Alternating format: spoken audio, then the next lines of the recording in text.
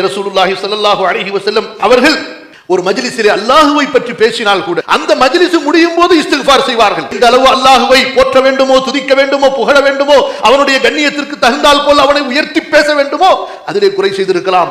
மஜ்லிஸ் முடியும் போது சுப்ஹானக்கல்லாஹும்ம வ பிஹம்திக அஷ்ஹது அன் லா இலாஹ இல்லா அன்த அஸ்தக்ஃபிருக வ அத்தூபு இலைக். அதுபோன்று அல்லாஹ்வின் அடியார்களே, அல்லாஹ் தஆலா ஹஜ்ஜுடைய வணக்க வழிபாட்டுக்கு பிறகு இஸ்திக்ஃபாரை சொல்கிறார். சும்ம அஃபீது மின் ஹைது அஃபாத அன்னாஸ் வஸ்தக்ஃபிருல்லாஹ்.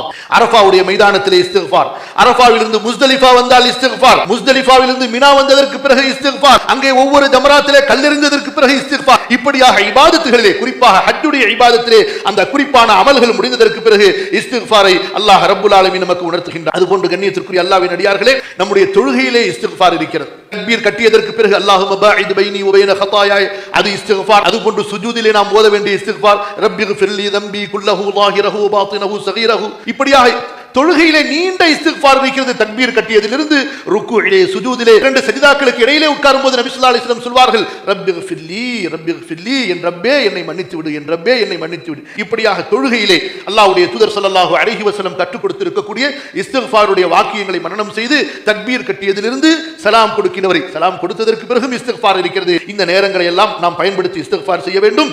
அதுபோன்று சஹருடைய நேரம், சுபஹ் தொழுகைக்கு முன்பாக இரவனுடைய மூன்றாவது பகுதி, ரப்புல் ஆலமீன் கூறுகிறான், வல் முஸ்தக்ஃபிரீன பில் அஸ்ஹார், அதிகாலையிலே பாவ மன்னிப்பு தேடக்கூடியவர்கள், வபில் அஸ்ஹாரிஹும் யஸ்தக்ஃபிரூன், அந்த மூமின்கள் அதிகாலையிலே இஸ்திக்ஃபார் செய்வார்கள்.